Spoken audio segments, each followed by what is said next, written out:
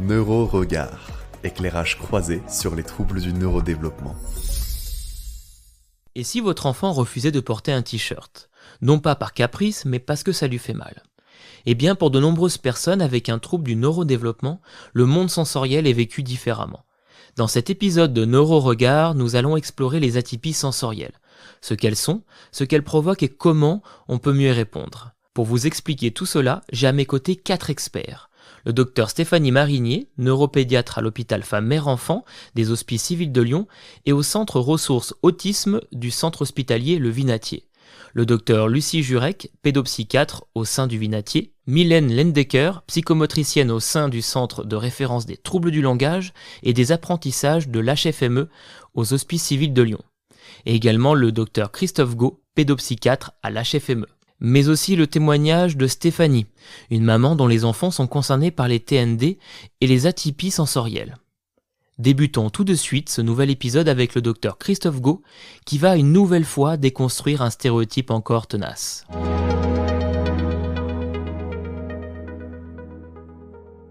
Quand on entend parler d'une personne hypersensible, un terme pas vraiment scientifique, mais que tout le monde comprend bien, qu'on utilise au quotidien, on imagine quelqu'un de trop émotif, un peu fragile, qui pleure facilement.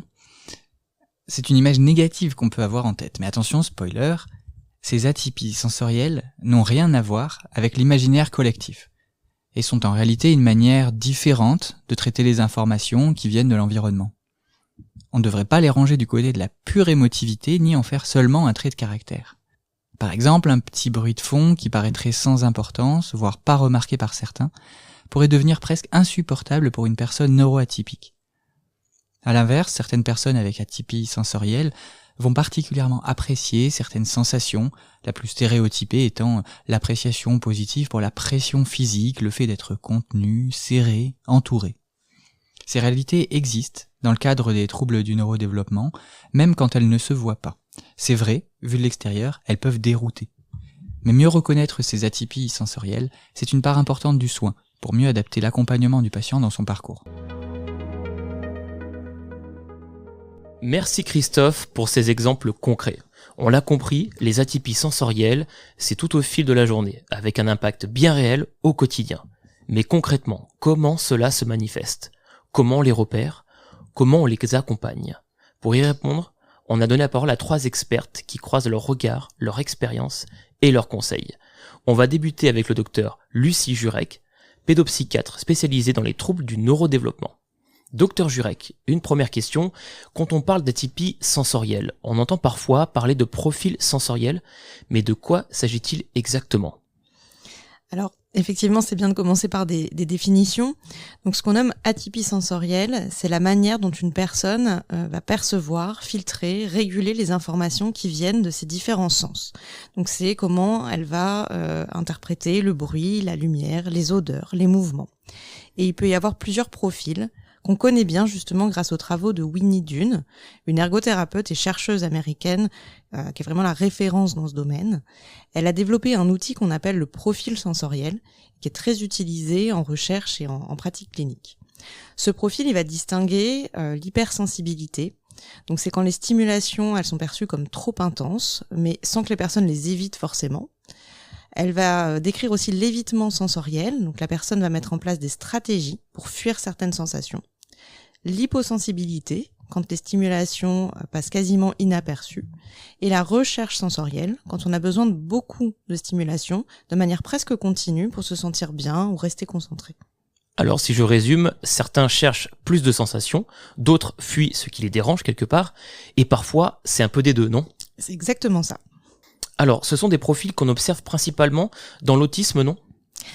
Alors, historiquement, les atypies sensorielles, elles ont été très étudiées dans le trouble du spectre de l'autisme, et d'ailleurs, depuis 2013, elles font partie des critères diagnostiques de l'autisme dans le DSM-5, le manuel des classifications des diagnostics en psychiatrie. Et on estime que 50 à 90% des personnes autistes présentent ce type de particularité sensorielle dans tous les domaines. L'audition, la vision, le toucher, le goût, l'odorat, mais aussi l'équilibre, la proprioception. Mais vous avez travaillé récemment sur le TDAH où on parle moins souvent de ces questions-là. Oui, Tout à fait. En fait, c'était l'enjeu de notre étude récente qui est publiée dans un journal international de psychiatrie de l'enfant et de l'adolescent.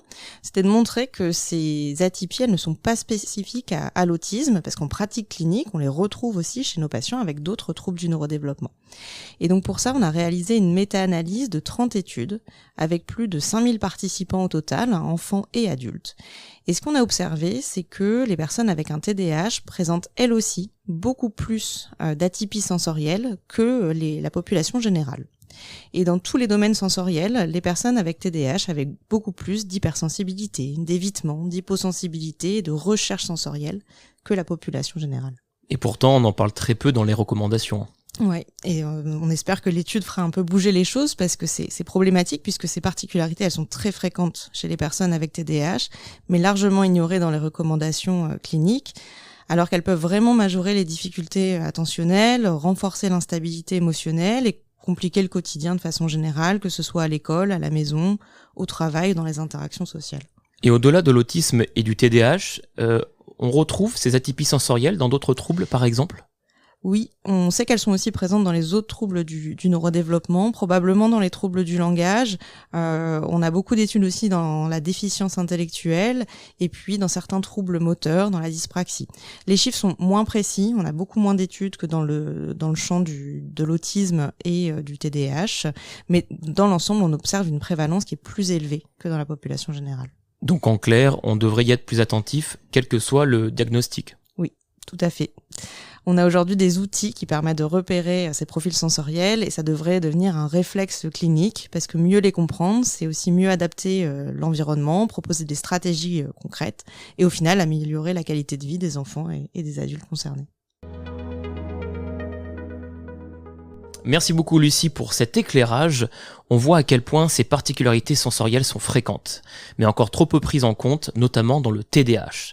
Et pourtant, elles ont un impact très concret sur l'attention, les émotions et la vie de tous les jours. Alors justement, sur le terrain, comment les repère-t-on ? Et comment mieux orienter les familles dès les premiers échanges ? On en parle avec le docteur Stéphanie Marinier, neuropédiatre à l'hôpital Femmes-Mères-Enfants des HCL et au centre ressources autisme du Vinatier.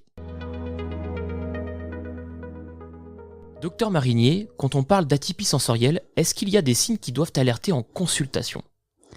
Oui, Nicolas, des fois, dès le passage dans la salle de consultation, les parents nous disent « Oh là là, ça va être très compliqué ». Ils ne supportent pas d'être déshabillés, d'être touchés. Et puis là, il est déjà au maximum avec le bruit du bébé qui pleurait dans la salle d'attente. Et après, j'imagine que vous posez des questions plus ciblées. Oui, c'est vrai, on va essayer de rechercher soit un évitement sensoriel, soit au contraire une recherche de stimulation sensorielle. Par exemple, on va poser des questions un peu ciblées en demandant est-ce qu'il aime regarder les lumières ?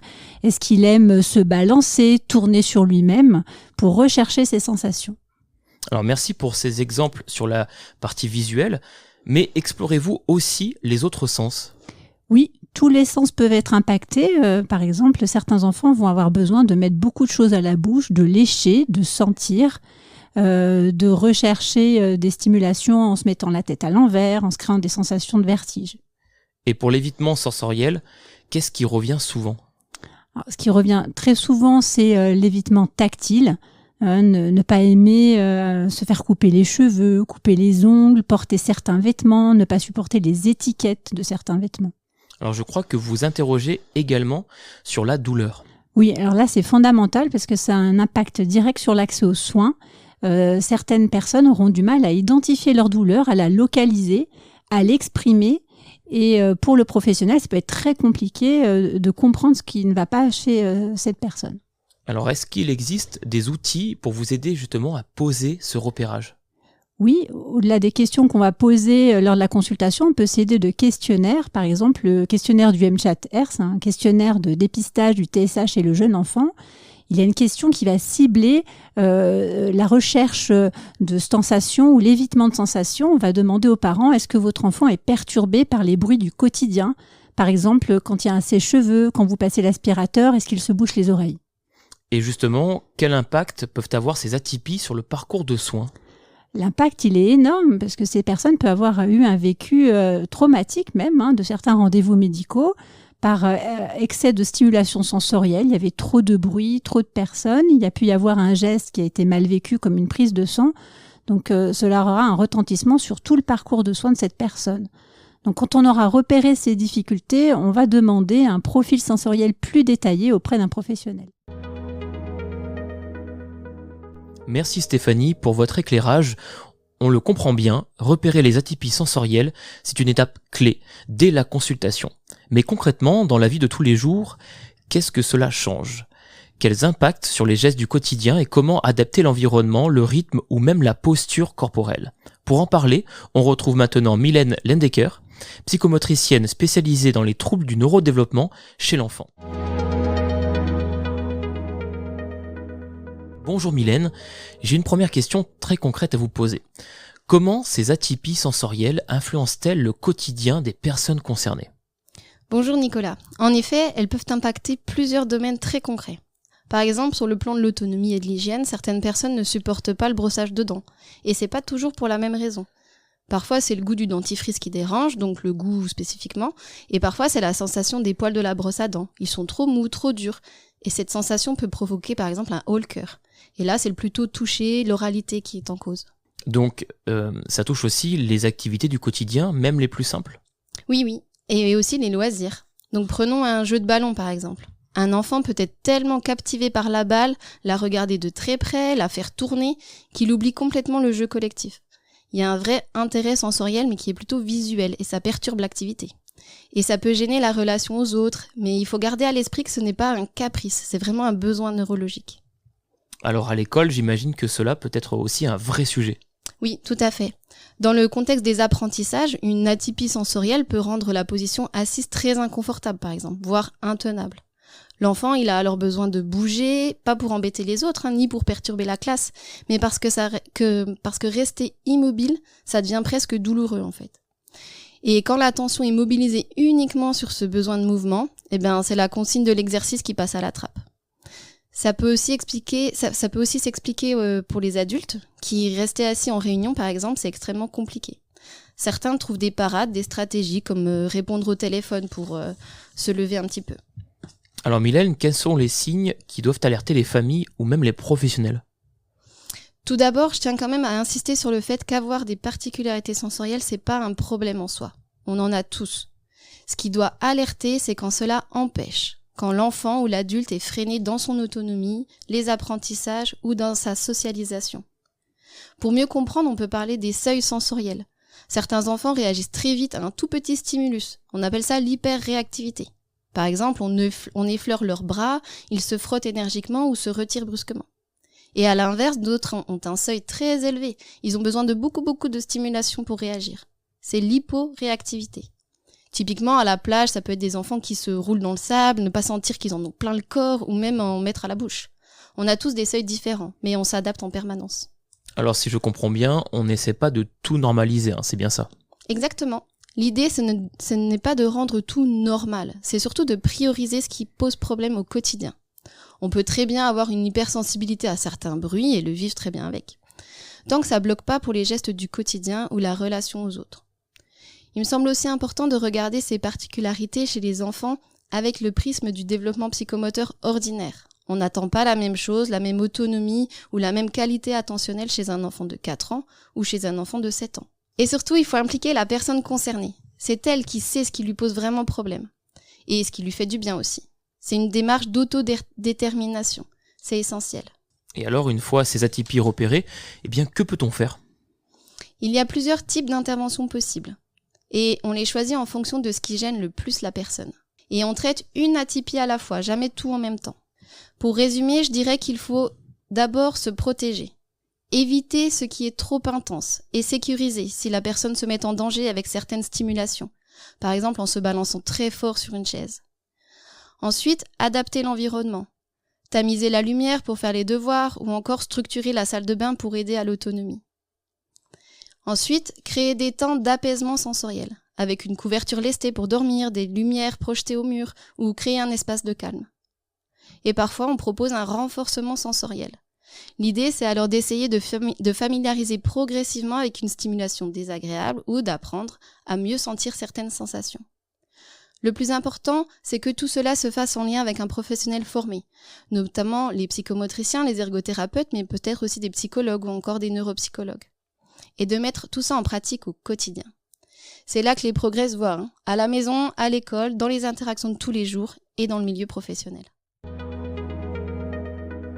Merci beaucoup Mylène pour ces explications très concrètes. On voit à quel point, si on comprend mieux comment ces particularités s'expriment au quotidien, on peut aussi mieux accompagner, mieux adapter, au lieu de forcer. Mais au-delà des regards cliniques, il y a aussi le vécu des familles. Alors maintenant, on vous propose de tendre l'oreille à un témoignage de parents, une maman d'enfant concernée par ces atypies sensorielles qui va nous raconter ce que cela implique au quotidien et ce qu'elle aurait aimé entendre plus tôt. Bonjour Stéphanie, merci d'être parmi nous aujourd'hui pour apporter votre témoignage. Vous êtes donc maman de 2 enfants neuroatypiques de 7 et 10 ans et on va essayer de comprendre à travers votre vécu ce que cela change au quotidien. À quel moment avez-vous commencé à vous dire qu'il y avait quelque chose de différent niveau sensoriel chez vos enfants ? Bonjour Nicolas. Tout d'abord, je suis ravie d'être avec vous aujourd'hui pour parler de ce sujet essentiel. Effectivement, mes 2 garçons neuroatypiques ont tous 2 manifesté à des âges différents et des périodes différentes, des ressentis et des atypies dans leur comportement ou dans leur sensorialité. Si je prends 2 exemples, parce qu'on peut avoir 2 enfants et avoir des réactions très différentes selon les enfants. Si je prends tout d'abord notre fils aîné, il a plutôt un évitement sensoriel, c'est-à-dire que le contact est compliqué, l'eau sur la tête est compliquée et l'a toujours été, et l'insensibilité à la douleur aussi. Et qu'est-ce que ça veut dire concrètement ? Ça veut dire que depuis son plus jeune âge, il fuit le contact, il n'est jamais resté sur nos genoux, il passait son temps à nous éviter, avoir une bise ou un bisou était impossible. Si on prend par exemple l'eau sur la tête, ça veut dire avoir des difficultés tous les jours pour pouvoir lui permettre de prendre sa douche. Alors heureusement, il a 10 ans aujourd'hui, les choses se sont améliorées, mais ce sont des petits cailloux tout au long de la vie. A contrario, si on prend notre fils cadet, lui, il est plutôt dans une recherche sensorielle, une recherche via le bruit, le mouvement, le toucher. Il a besoin de faire du bruit, ça peut être un bâton, un crayon, un caillou, une feuille. Il est en permanence en train de générer du bruit autour de lui, et s'il n'a rien, il va le générer oralement. Donc c'est une autre source de difficulté dans le quotidien des parents, mais c'est les 2 extrêmes que nous avons vécus avec nos garçons. Alors, est-ce que ces atypies ont un impact sur la vie quotidienne de tous les jours, par exemple à la maison, même si vous avez déjà évoqué quelques exemples, à l'école ou dans les loisirs aussi ? Oui, tout à fait. Et ces atypies, elles vont pas avoir les mêmes retentissements selon l'âge ou selon le contexte.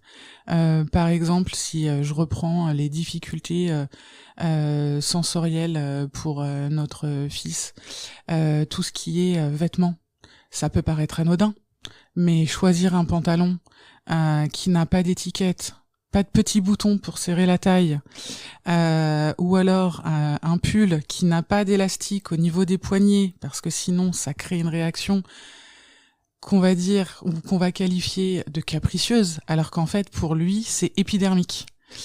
Et c'est très difficile en fait à appréhender de l'extérieur. On prend très facilement ça pour un caprice jusqu'au moment où on se rend compte que c'est bien plus qu'un caprice. Si je prends un autre exemple, la nécessité de bruit et d'agitation dont je parlais tout à l'heure, quand on est à l'école maternelle, on va dire que ça pose problème, mais par rapport aux attendus de cet âge-là, les problèmes sont modérés. Dès qu'on arrive à l'école primaire et qu'on passe son temps à faire du bruit, à bouger sur sa chaise en permanence, le retentissement est beaucoup plus important, on va avoir plus de difficultés, on va avoir des mots, des enseignants, des animateurs, comme quoi le comportement ou le bruit généré est insupportable. Je sais même pas si on peut compter le nombre de fois où notre fils cadet a entendu le « arrête de faire du bruit ».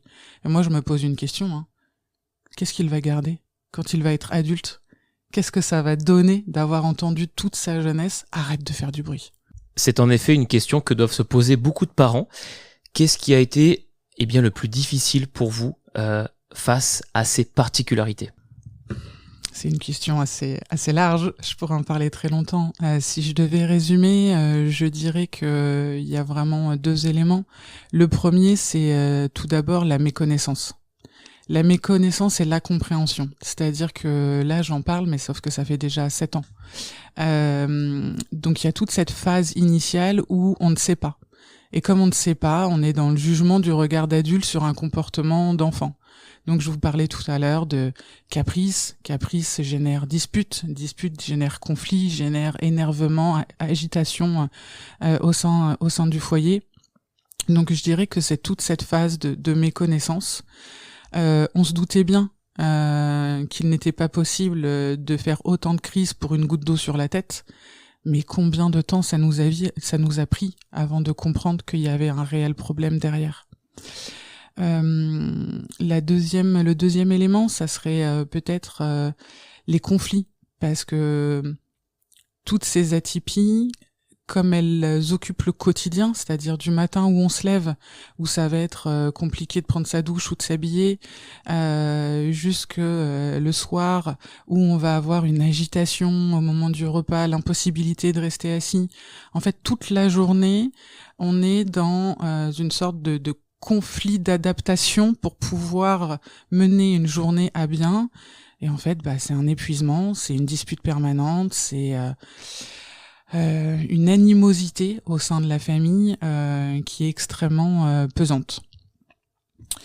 Et enfin, si je devais résumer, ça serait peut-être de dire que ça dégrade en fait l'environnement familial, et le fait d'avoir su et de avoir posé des mots sur ces atypies nous a permis en tant que parents de prendre du recul, de pouvoir regarder ça avec un œil différent, beaucoup plus bienveillant, beaucoup plus compréhensif, ce qui nous a permis d'être moins dans la réaction et de pouvoir apaiser le climat familial.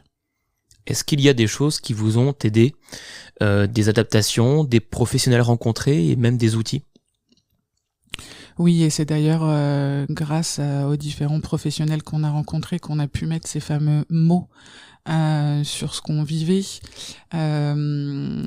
Les différents échanges aussi avec les parents concernés, d'autres parents concernés nous ont aidés. On a été consultés, alors selon nos enfants, on n'a pas fait la même chose selon nos garçons, selon leurs âges. On a été voir des psychologues, des ergothérapeutes ou encore des médecines non conventionnelles qui nous ont permis justement de mieux comprendre, de pouvoir trouver des approches sur comment gérer la difficulté du contact des vêtements dont je parlais tout à l'heure, ou de l'eau sur la tête, comment essayer de canaliser la nécessité de faire du bruit ou d'être dans le frottement ou l'agitation en permanence. Et ça, on va dire que c'est l'approche un peu plus globale de la compréhension. Et si je prends des exemples très concrets, parce qu'à un moment, il faut qu'on règle les micro-problèmes là où ils sont. Et le plus gros, c'est celui de l'école, parce que c'est celui où il y a un cadre normé, où on est obligé de se conformer à un attendu bien particulier.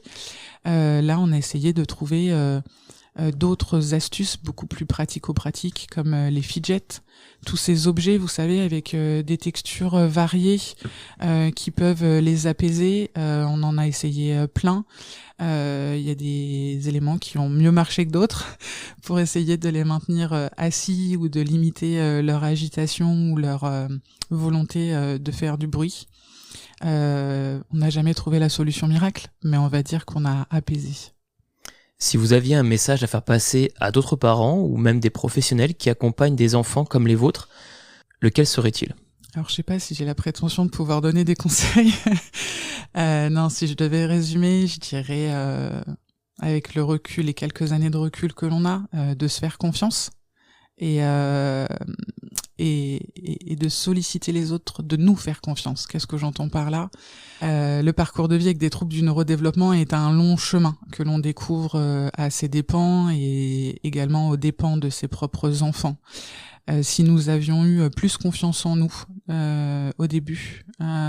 Si on avait été dans la capacité d'assumer ce que l'on vivait, on aurait sûrement moins souffert de l'image qui nous était renvoyée en tant que mauvais parents, parents qui ne savent pas gérer leurs enfants, parents qui n'ont pas des enfants qui répondent aux attendus sociaux. On aurait peut-être cherché des solutions plus tôt, plutôt que de se refermer et de s'isoler et de se flageller. On se doutait bien qu'il était bizarre d'avoir un tel rapport avec le textile ou avec le bruit, mais on a trop longtemps pensé que c'était de notre faute. Donc moi, j'inciterai les parents à dire faites-vous confiance. Finalement, nous sommes les meilleurs défenseurs de nos enfants et nous sommes les mieux placés pour les comprendre et pour faire la part des choses entre ce qui va relever d'un caprice et ce qui relève d'une atypie, quelle qu'elle soit finalement, sensorielle ou pas. Et le fait de se faire confiance à soi permet aussi d'inspirer plus confiance aux autres, faire face au corps enseignant, faire face aux animateurs, faire face aux clubs de sport qui nous disent mais qu'est-ce qu'il a votre enfant, c'est pas possible qu'il se comporte comme ça, c'est pas possible qu'il ne sache pas rester assis au moment du regroupement, ce n'est pas possible qu'il fasse autant de bruit en permanence. Il faut pouvoir avoir la capacité d'assumer, de savoir aussi expliquer, de ne pas être dans la défense ou la justification, mais dans le positionnement juste de nos enfants et de pouvoir expliquer aux personnes qui sont avec eux au quotidien comment ils fonctionnent, quelles sont leurs atypies et comment on peut mieux fonctionner avec eux au quotidien. Et ce que je découvre ces derniers temps, c'est que plus on a confiance, plus on inspire confiance, plus finalement on restaure notre posture parentale qui a été dégradée en fait au fur et à mesure des années. On est plus compréhensif, on assume l'accompagnement et on est dans un partage qui est beaucoup plus ouvert et nos enfants le sentent et se sentent beaucoup plus soutenus et ils nous le rendent vraiment très bien. Merci beaucoup Stéphanie pour ce partage sincère. Vos mots vont sûrement résonner chez beaucoup d'autres familles et c'est bien là tout le sens de notre série de podcasts Neuroregard, faire entendre les parcours singuliers. Sur la base de ces arguments scientifiques et témoignages, nous comprenons bien que les atypies sensorielles impactent le quotidien des personnes concernées pour tout TND et de manière non négligeable. Cet impact concerne les relations de tous les jours jusqu'à l'appréhension de la douleur qui peut avoir elle-même des conséquences sur tout un parcours de soins ou de vie. Recherche ou évitement, génération de goût, de toucher, de son et de tout sens. Le retentissement de telles atypies est tout aussi varié qu'il peut être source de souffrance pour la personne, comme son entourage, sa famille, l'école, etc. Le fait de considérer une multiplicité de profils sensoriels entraîne plusieurs manières de percevoir le monde et rend chacun et chacune différemment sensible pour lui permettre d'agir différemment. Mieux comprendre ces atypies, touchant les 5 sens, les reconnaître, y être plus attentif, permet de mieux prendre en charge et améliorer la qualité de vie des enfants, adolescents, adultes et de leur famille. Comme nous l'avons entendu, les atypies sensorielles sont souvent invisibles, mais jamais anodines. C'est souvent ce qui complique ou éclaire le quotidien. Ce podcast l'a montré, quand on comprend mieux ces particularités, on peut vraiment changer la donne et accompagner comme il se doit les personnes concernées. Un grand merci à nos experts et expertes pour leur éclairage concret et à Stéphanie pour son précieux témoignage qui donne toute sa dimension humaine à ce sujet. Vous venez d'écouter Neuroregard, la série de podcasts qui donne la parole au parcours singulier. Une production Fine HCL. On se retrouve très bientôt pour un nouvel épisode avec d'autres voix, d'autres éclairages et toujours la même volonté, faire entendre les parcours singuliers.